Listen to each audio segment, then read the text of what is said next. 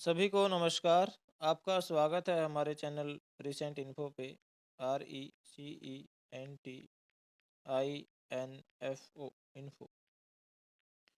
यदि आप किसी भी परीक्षा की तैयारी कर रहे हैं या डेली के समसामयिकी से अपडेट रहना चाहते हैं तो आप हमारे चैनल के साथ जुड़े रह सकते हैं और अपडेट प्राप्त करते रह सकते हैं।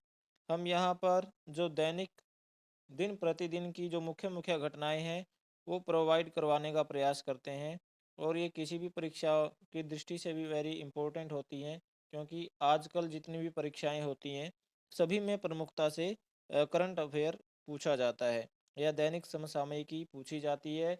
डेली का जो मुख्य मुख्य घटनाएं होती हैं उनमें से भी प्रश्न आते हैं।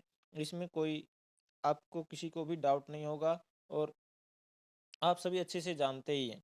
तो आज जो हमारा वीडियो है वो हम आज करेंगे 26 दिसंबर को जो मुख्य मुख्य घटनाएं हुई वो क्या हुई, हम उस पर चर्चा करते हैं। चलिए शुरू करते हैं। एसईबीआई ने एसईबीआई ने कोल इंडिया के पूर्व प्रमुख, ये पहले कोल इंडिया के प्रमुख थे, उनको बीएसई के अध्यक्ष के रूप में नियुक्त करने की मंजूरी दी है। SEBI has approved the appointment of former Coal India chief, उनका नाम बताना आपको, एज चेयरमैन ऑफ बीएसई। तो ये कौन बने हैं आपको बताना है, या किशन सिंह बने हैं या प्रमोद अग्रवाल बने हैं। तो ये जो बने हैं वो प्रमोद अग्रवाल, ये पहले सेबी के प्रमुख थे, अब इनको बीएसई का अध्यक्ष बना दिया गया। आगे चलते हैं। आगे भारतीय मूल के स्टैंड अप क्या थे वो, नील नंदा, ये नाम है उनका, नील नंदा जी। 32 वर्ष की आयु में इनका निधन हो गया। वो क्या थे वो आपको बताना है। Indian origin stand up Neel Nanda has passed away at the age of 32। तो वे क्या थे, कॉमेडियन थे या पेंटर थे, क्या थे, अच्छी पेंटिंग बनाते थे या लोगों को हंसाते थे, तो क्या थे वो, तो वो थे कॉमेडियन। ठीक है, हास्य कलाकार थे नील नंदा। ये 32 वर्ष की आयु में इनका निधन हो गया। आगे भी एक मॉर्चरी से ही संबंधित है। रॉबर्ट एम सोला, इनका भी जो है निधन हो गया। रॉबर्ट एम सोला ये भी मतलब दिवंगत हो गए। तो ये कौन थे ये भी आपको बताना है। ये म्यूजिशियन थे या इकोनॉमिस्ट थे, तो आपको बताना है ये म्यूजिशियन यानी संगीतकार थे या इकोनॉमिस्ट या फिर कोई अर्थशास्त्री थे। ठीक है, तो ये क्या थे, ये अर्थशास्त्री थे, इकोनॉमिस्ट थे, इनका भी जो है निधन हो गया है।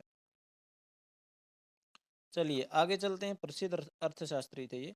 आगे है, किस राज्य में किस राज्य में विंटर कार्निवल 2023 शुरू हुआ है।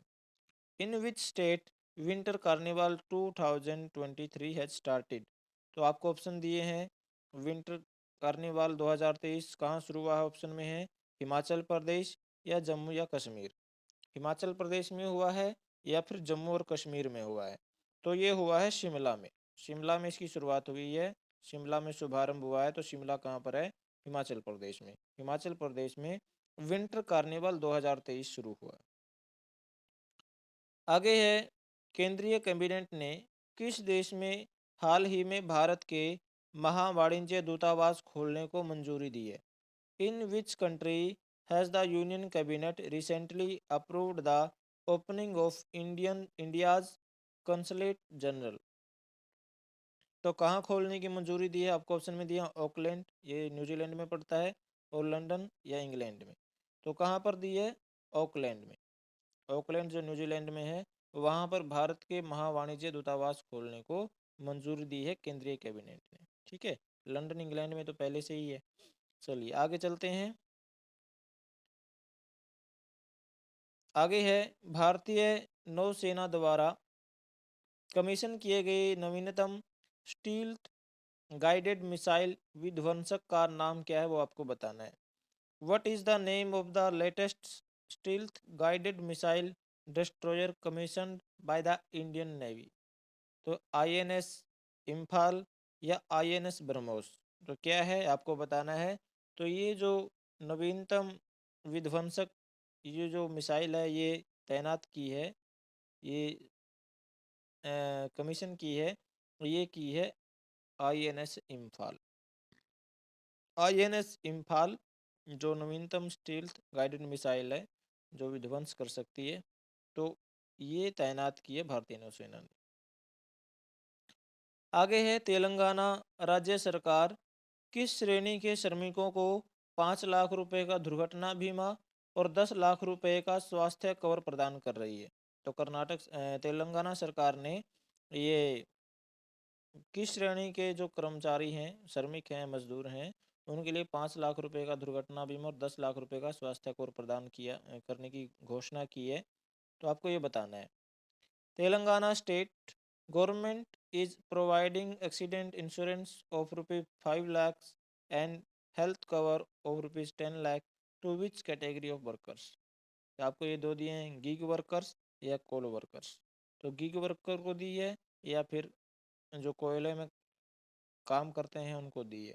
तो ये जो दी है ये दिए गिग वर्कर्स को। ठीक है, गिग वर्कर्स श्रेणी है कोई कामगारों की, तो उनको 5 लाख रुपए एक्सीडेंटल, उनका कोई एक्सीडेंट हो जाए या फिर हेल्थ कवर स्वास्थ्य से संबंधित 10 लाख रुपए तक का इनको बीमा दिया है। किस राज्य के परिवहन निगम ने नम्मा कार्गो लॉजिस्टिक सेवाएं शुरू की है? तो किस राज्य के परिवहन निगम ने नम्मा कार्गो लॉजिस्टिक सेवाएं शुरू की है? Which state transport corporation has launched Namma cargo logistics service? तो आपको ऑप्शन में दिए हैं तमिलनाडु या फिर कर्नाटका। तमिलनाडु या फिर कर्नाटका। तो ये जो की है नम्मा कार्गो लॉजिस्टिक सेवाएं, ये की है कर्नाटका ने। ठीक है, कर्नाटका ने ये नम्मा कार्गो लॉजिस्टिक्स सेवाएं शुरू की हैं। ठीक है, कर्नाटका की राजधानी जो है बेंगलुरु है। आगे चलते हैं।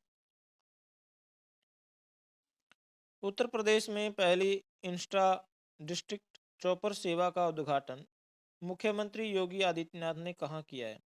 Where was the first intra district chopper service inaugurated by chief minister Yogi Adityanath in Uttar Pradesh? तो कहाँ पर किया है? बटेश्वर में किया है या लखनऊ में किया है? आपको बताना है। तो ये जो किया है ये इन्होंने बटेश्वर में किया है। कहाँ किया है? बटेश्वर में इसका सही आंसर है। और जो लखनऊ सिटी है, ये लखनऊ को वो किया जा रहा है, मतलब उन्नत किया जा रहा है किसके रूप में? फर्स्ट AI सिटी के रूप में। भारत की पहली AI स्मार्ट सिटी जो बनेगी वो लखनऊ को बनाने की तैयारियां चल रही हैं। ठीक है, तो ये भी आप ध्यान रखिए, परीक्षाओं में पूछा जा सकता है। और अब है दिवस जो 26 दिसंबर को है, उसको कौन सा दिवस मनाया जाता है? वो है बाल दिवस। बाल दिवस जो 26 दिसंबर को मनाया गया, तो ये क्यों मनाया जाता है ये भी आपको पता होना चाहिए। ये वीर बाल दिवस है, ये जो दो शहजादे हैं इनके बलिदान दिवस पर मनाया जाता है। उन्होंने धर्म की रक्षा के लिए अपना बलिदान दे दिया था और धर्म पताका फहराई थी, तो इसलिए इनके बलिदान के दिवस के रूप में ये 26 दिसंबर को वीर बाल दिवस के रूप में मनाया जाता है। अच्छा, इनके नाम क्या थे? नाम थे जोरावर सिंह और बाबा फतेह सिंह। जोरावर सिंह और फतेह सिंह। मुगलों का आगे इन्होंने हार नहीं मानी थी और मुगलों ने फिर इन पे अत्याचार किए, इनको दीवार में जीवित चिन दिया, तो फिर भी इन्होंने हार नहीं मानी, ये अपने धर्म से पीछे नहीं हटे। तो इनके बलिदान के रूप में ये 26 दिसंबर जो वीर बाल दिवस के रूप में मनाया जाता है। आज के वीडियो में इतना ही। मुझे आशा है कि आपको पसंद आई होगी। तो और हमारे द्वारा दी गई जानकारी से आप लाभान्वित अवश्य होंगे, ये भी हमें आशा है। तो मिलते हैं अगले वीडियो में। तो तब तक के लिए धन्यवाद। और जाने से पहले जो हमारा चैनल है रिसेंट इन्फो, इसको लाइक शेयर सब्सक्राइब करना ना भूलें। और सब्सक्राइब करने के बाद जो बेल आइकन अवश्य दबा दें, ताकि हम जो भी आगे वीडियो अपलोड करें उसका नोटिफिकेशन आपको मिले और आप हमारे द्वारा दी गई सूचनाओं से लाभान्वित होते रहें। थैंक यू, धन्यवाद। मिलते हैं अगले वीडियो में।